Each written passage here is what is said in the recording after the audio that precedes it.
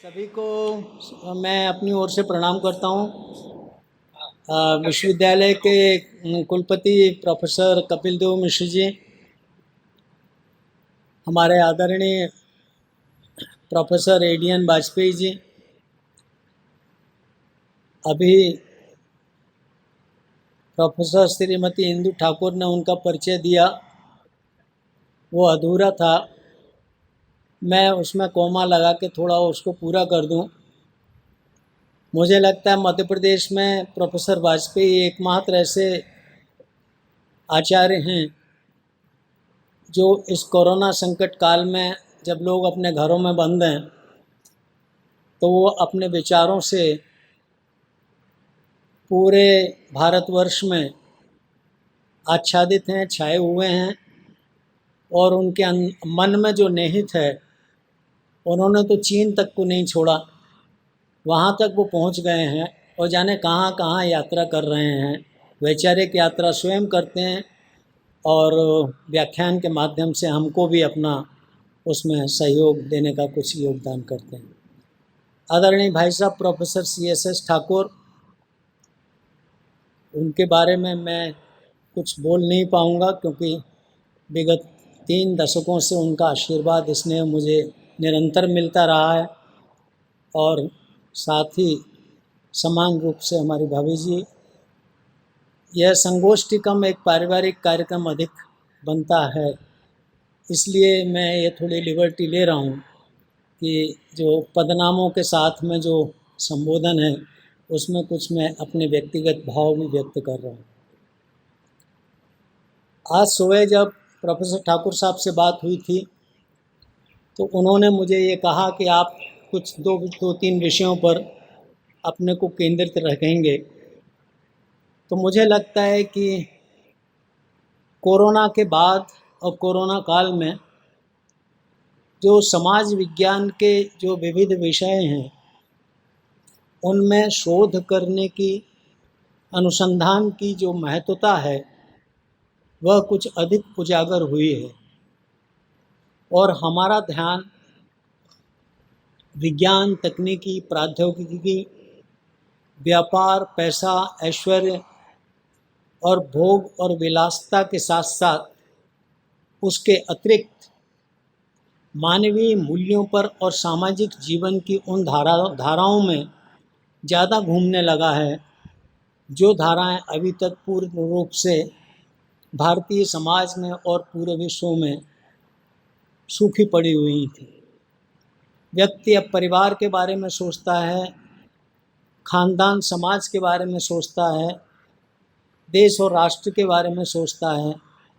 ऐसा नहीं है कि पहले नहीं सोचता था, लेकिन अब उसके सोचने की वृत्ति और दृष्टि बदल गई है। उसका स्वरूप और उससे पड़ने वाले प्रभावों के कारण उसका जो चिंतन है वह एक नए तरीके से आगे बढ़ता चला जा रहा है। मुझे लगता है कि जो नए शोधार्थी हैं उनको जो शोध कार्य करने चाहिए वह सामाजिक, राजनीतिक, आर्थिक धरातल के साथ साथ मनोवैज्ञानिक पक्ष, इन सब में सरोकारों का जो पक्ष है, इन सब में जो वंचित रह जाता था उस पर अधिक ध्यान केंद्रित करने की आवश्यकता है। मनोविज्ञान को लोग ऐसा विषय मानते थे कि अछूता विषय है, इसका अध्ययन करने से क्या लाभ है। लेकिन आज कोरोना महामारी के काल में जब लाखों करोड़ों लोग ग्रसित हैं और लाखों लोग मर रहे हैं, तब उससे उत्पन्न जो मनोविज्ञान पूरे भारतवर्ष के अंदर है, पूरे विश्व के अंदर है, उसने हमारे सारे सामाजिक, राजनीतिक, आर्थिक और व्यक्तिगत ताने बाने को छिन्न भिन्न कर दिया है और ऐसे में हमें नए तरीके से सोचने के लिए मजबूर कर दिया है। परिवार का स्वरूप अब कोरोना काल में और कोरोना काल के बाद मुझे ऐसा लगता है, इस दृष्टि से विचार करना चाहिए कि परिवार का स्वरूप आत्मीय कम और प्रोफेशनल अधिक होता जा रहा है। हम बहुत प्रोफेशनल हो गए हैं, बहुत सेल्फिश हो गए हैं और उसका मूल कारण है मृत्यु का भय। अप्रत्यक्ष और परोक्ष रूप से किसी से मिलने पर, यहाँ तक कि भाई बहन परिवार में पति पत्नी संबंधियों से मिलने का जो भय, मिलने के कारण मृत्यु का जो भय है, उसने हमको बहुत अधिक प्रोफेशनल बना दिया है। सामाजिक दूरी के जो मानक हैं उन्होंने हमारे जो मानस है उस पर जो नकारात्मक प्रभाव डाला है, और हमारी जो ऋणात्मक ऊर्जा हमारे अंदर जो निहित है उसको जो उद्गार दिया है, जिसके कारण हमारा जीवन में अवसाद, कुंठा, घुटन, नीरसता की वृद्धि हो रही है। इस पर हमें समाजशास्त्रियों को गंभीरता से विचार करना होगा, क्योंकि समाजशास्त्री और शोधार्थी और शोध कराने वाले मार्गदर्शक और वे स्वयं निश्चित तौर पर किसी न किसी रूप में कहीं न कहीं अवसाद, कुंठा, घुटन, नीरसता और इस प्रकार से जो नकारात्मक प्रभाव हैं उनसे प्रभावित हैं। कोरोना से तो आज नहीं तो कल वैक्सीन बन जाएगी, मुक्ति हो जाएगी, लेकिन जीवन के इन मानस मूल्यों में जो क्षरण हुआ है, इनके जो स्वरूप में परिवर्तन हुआ है, इनके स्वरूप में जो प्रोफेशनलिज्म आया है, वह कैसे दूर होगा। यदि वह दूर नहीं होता है तो निश्चित तौर पर हमारी जो सहनशीलता है, हमारा जो धैर्य है, हमारा जो विश्वास है, जिसके कारण हम खड़े हुए हैं, हम में विश्वास है कि हम खड़े हो सकते हैं, इसीलिए हम पैरों पर खड़े हुए हैं। हमारे मन में विश्वास है कि हम शोध कर सकते हैं, इसीलिए हम शोध कर रहे हैं। तब ऐसी स्थिति में हमें नए तरीके से, नए दृष्टि से इन शोध के जो आयाम हैं उन पर विचार करना पड़ेगा। घरेलू जो समस्याएं हैं कोरोना काल के बाद में उनमें बहुत अधिक वृद्धि होगी। घरेलू समस्याओं में खास करके जो पारिवारिक विवाद हैं, मैं विशेष तौर पर इंगित करना चाहूँगा। पति पत्नी के जो विवाद हैं, उन विवादों में अभी हमने कोरोना काल में देखा है काफ़ी वृद्धि हुई है। युवा अवस्था में जो बच्चे हैं, जो युवा जो भारतीय हैं, उन युवा भारतीयों के मन में घर में बैठे बैठे जो अन्य विभिन्न प्रकार की ऋणात्मक ऊर्जाओं का संचार हो रहा है, जिसके कारण वो आत्महत्या और अन्य प्रकार की चीज़ों में इन्वॉल्व हो रहे हैं। निश्चित तौर पर उनके मानस को पढ़कर उनके लिए शोध के माध्यम से एक नया आयाम हम लोगों को बढ़ना है, और यह हम शिक्षक ही कर सकेंगे और कोई नहीं कर सकेगा। अधिक से अधिक समय घर में रहना, अधिक निकटता, और घर में रहने के कारण जो समस्याएं उत्पन्न होती हैं वह हमें निश्चित तौर पर पुनः परिभाषित करनी पड़ेंगी, विचार करना पड़ेगा। वैसे भी संयुक्त परिवार टूट गए हैं। संयुक्त परिवार और कुटुंब की अवधारणाएं 20वीं शताब्दी में जिस तरीके से छिन्न भिन्न हुई हैं, वह एकल परिवार में आ गई हैं, और अब कोरोना काल में एकल परिवार भी छिन्न भिन्न होता चला जा रहा है। एकल परिवार से हमारा आशय है पति पत्नी और उनके बच्चे, लेकिन अब पति पत्नी और उनके बच्चों में भी व्यक्तिगत जो शारीरिक दूरियां हैं, व्यक्तिगत जो आदान प्रदान के जो तरीके हैं, व्यक्तिगत मेल मिलाप के जो तरीके हैं, निश्चित तौर पर इसने हमारे पूरे ओरिएंटेशन को, पूरे हमारे चित्त और वृत्ति को पूरी तरीके से बदल दिया है। ऐसी स्थिति में आउटडोर एक्टिविटीज़ पूरी तरीके से बंद हो रही हैं। घर में सिमट करके आदमी रह गया है। व्यक्ति का सोशलाइजेशन नहीं होने के बराबर हो गया है। हम टेक्नो फ्रेंडली तो हो रहे हैं, हम तकनीकी के बारे में तो सीख रहे हैं, विभिन्न प्रकार की तकनीक का आविष्कार हम कर रहे हैं, अपने बात को दूसरे तक पहुंचाने के विभिन्न माध्यमों का हम प्रयोग कर रहे हैं, लेकिन उनमें हम क्या पहुंचा रहे हैं, उसमें हम क्या संप्रेषित कर रहे हैं और उसका प्रभाव दूसरे के ऊपर क्या पड़ता है, इसको हम देख रहे हैं, तो निश्चित तौर पर हमें बड़ी निराशा सामने लगती है। बच्चों की दृष्टि से हम यदि देखें, चाइल्ड साइकोलॉजी की दृष्टि से हम यदि देखें, जो आगे चल के 15 वर्ष में भारत का निर्माण करेगा, जिसके ऊपर भारत का वजन होगा, उसमें वो टेक्नो फ्रेंडली होने के साथ साथ में वह घर में सिमट करके रह गया है। उसे जीवन का कोई व्यवहारिक ज्ञान जिसे कहना चाहिए वो नहीं है। सामाजिकीकरण से वो दूर है, सारे दिन माता पिता के पास में रहने के कारण उसमें जो वर्चुअल लाइफ की एक्टिविटीज़ हैं वो ज़्यादा ग्रो कर रही हैं, और उसमें जो पर्सनल स्पेस ऑफ लाइफ है वो धीरे धीरे सिमटता जा रहा है। निश्चित तौर पर व्यक्ति के व्यक्तित्व के निर्माण में उसकी पर्सनल स्पेस, जिसको हिंदी में क्या कहेंगे, पर्सनल स्पेस जो है वह निश्चित तौर पर कम होता जा रहा है। और जैसे जैसे पर्सनल स्पेस निश्चित तौर पर कम होगा, व्यक्ति आत्म केंद्रित होगा, व्यक्ति स्वार्थी होगा, और उसके स्वार्थ की जब पूर्ति नहीं होगी तो वो अवसाद में जाएगा, घुटन में जाएगा, हत्या करेगा, स्वयं की आत्महत्या करेगा।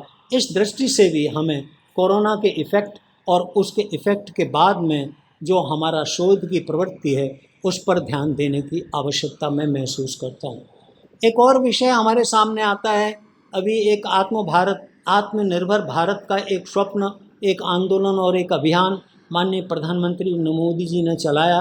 यद्यपि यह स्वराज्य की जो बात थी वह स्वतंत्रता आंदोलन के दौरान भी हमारे सामने थी, लेकिन उस समय उस प्रकार की उतनी माहिती आवश्यकता नहीं थी। आज जब पूरे विश्व इस प्रकार की प्रतिस्पर्धा में लिप्त है और एक राष्ट्र दूसरे राष्ट्र की परवाह नहीं करता, एक राष्ट्र दूसरे राष्ट्र को आर्थिक दृष्टि से, तकनीकी दृष्टि से, भौगोलिक दृष्टि से, transfer of knowledge and technology के पॉइंट ऑफ व्यू से जब दूसरे राज्य पर आधिपत्य स्थापित करने लगा है, उनकी व्यक्तिगत अर्थव्यवस्थाओं को संचालित करने के ख्वाब और महत्वाकांक्षा विकसित करने लगा है, उन राष्ट्रों की स्थापित राजनीतिक सत्ताओं में दखल देने का काम करने लगा है, तब ऐसी स्थिति में हमारे सामने ये विचार आता है कि हम आत्मनिर्भर हों। आत्मनिर्भर होने का मतलब आइसोलेटेड नहीं है, हम समाज के साथ में रहें, लेकिन अपने आवश्यकताओं की प्रतिपूर्ति के लिए, घरेलू चीज़ों के उत्पादों के लिए, घरेलू वस्तुओं के लिए हम किसी दूसरे राष्ट्र के ऊपर इस प्रकार से निर्भर न हो जाएं कि अब हम सोचने लगें कि अब क्या होगा यदि उस देश से हमारा आयात निर्यात बंद हो गया तो। उदाहरण के लिए मैं विस्तार में नहीं जाऊंगा, मैं चीन को ले सकता हूं। घर घर में घुसा हुआ है, हर बच्चे के दिमाग में घुसा हुआ है। 2 साल के बच्चे से लेकर के 80-90 साल के व्यक्ति और वृद्ध के दिमाग में भी उन सामानों का जो प्रभाव है, उसने हमारे जीवन के मानस को, भारत के जीवन के मानस को जिस प्रकार से प्रभावित किया और जिस प्रकार से बदला, वह निश्चित तौर पर चिंतनीय है, सोचनीय है। पिछले 2 दशकों में तो चीन ने हमारे घरों में, हमारी रसोई में, हमारे बच्चों में, हमारे युवाओं में, हमारे समाज में, हमारे त्योहारों पर, हमारी परंपराओं पर, हमारे रीति रिवाजों पर, होली, दिवाली, दशहरा, इन सब पर इतना आच्छादित हो गया है कि हम स्वयं के निर्मित और स्वयं के बारे में सोचना ही बंद कर दिए हैं। हम सोचते हैं कि पैसा देंगे, राखी खरीद लाएंगे, लेकिन उस राखी में जो अपनत्व और ममत्व का जो भाव हुआ करता था, घरों पर जो राखियां बनती थीं वो बंद हो गई। अब फिर से एक संकल्प आत्मनिर्भर भारत के क्षेत्र में लिया है कि हम चीन से राखियों का आयात कम करेंगे और निश्चित तौर पर हम अपने घर में बनाएंगे। जैसा भी हमारा टूटा फूटा बनेगा, हम उसमें आत्मसम्मान का भाव जागृत करेंगे। इस प्रकार के शोध को प्रेरित करने और प्रोत्साहित करने की ज़रूरत है। निश्चित तौर पर इससे हमारे सोशल साइकोलॉजी बदलेगी। जब तक हमारा सामाजिक मनोविज्ञान नहीं बदलेगा, व्यक्तिगत मनोविज्ञान नहीं बदलेगा, हमारी प्राथमिकताओं के निर्धारण की पद्धति नहीं बदलेगी, जीवन नहीं बदलेगा। हमें इस प्रकार की शिक्षा का सृजन करना होगा जो हमारे जीवन को सही रूप में गठित कर सके, हमारे जीवन को सही रूप में जीवन का निर्माण कर सके। निश्चित तौर पर आज ये जो हवा चली हुई है कि सब कुछ डिस्टेंस मोड में होगा, वर्चुअल नॉलेज से होगा। वर्चुअलिटी है, रियलिटी है। There is no placement of reality on the basis at the cost of virtuality. हमारा जो स्पंदन है वो वर्चुअल नहीं हो सकता। आर्टिफिशियल आप किसी को ऑक्सीजन कितने दिन तक दे सकते हैं? कितने दिन तक आप उसको ऑक्सीजन पर ज़िंदा रख सकते हैं? वेंटिलेटर पर कितने दिन तक ज़िंदा रख सकते हैं? वर्चुअल नॉलेज वास्तव में व्यक्ति के व्यक्तित्व के विकास में, मैं ये नहीं कह रहा बाधक है, वो नॉलेज तो देगा लेकिन संस्कार नहीं देगा, स्वभाव नहीं बदलेगा, व्यक्ति का आलिंगन नहीं बदलेगा, व्यक्ति का व्यक्ति से स्पर्श से जो ज्ञान प्राप्त होता था वह नहीं बदलेगा। आई टू आई कांटेक्ट से शिक्षक विद्यार्थी के अंदर अपनी पूरी शक्तिपात कर देता था, पूरे ज्ञान को उड़ेल देता था, वह प्रक्रिया बदल जाएगी। ऐसी दृष्टि से हम यदि देखें तो हमारा जीवन केवल इस पर सीमित न रहे कि हम वर्चुअली सारा कुछ ज्ञान प्राप्त कर लेंगे, निश्चित तौर पर नहीं कर पाएंगे, क्योंकि वर्चुअल नॉलेज केवल हमारा एक प्रकार से देखा जाए तो वर्चुअलिटी और वर्चुअल नॉलेज जो है वो क्लासरूम तक सीमित होगा। क्लासरूम टीचिंग तो हमारी स्ट्रांग हो जाएगी, पाठ्यक्रम हम पढ़ सकते हैं, 100% अंक प्राप्त कर सकते हैं, लेकिन मित्रों मैं आपको ये कहूँ, आप सब जानते हैं मैं बहुत छोटा हूँ इस मामले में, केवल पाठ्यक्रम पढ़ लेना जीवन नहीं है। 80% या 90% अंक लाना ही जीवन नहीं है, बहुत अच्छी नौकरियां प्राप्त करना ही जीवन नहीं है, जब तक आपको वास्तविक ज्ञान नहीं हो।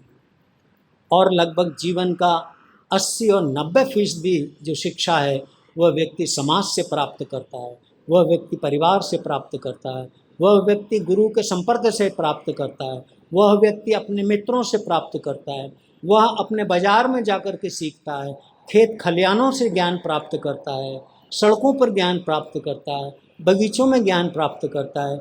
जहाँ देखो वहाँ ज्ञान बिखरा पड़ा हुआ है, जिसकी जितनी क्षमता है उतना ज्ञान वो ले ले। पाठ्यक्रम के अलावा ही जीवन है, पाठ्यक्रम जीवन नहीं है। और ये वर्चुअल नॉलेज ऑफ ट्रांसफ़र जो पाठ्यक्रम है वहाँ तक सीमित है।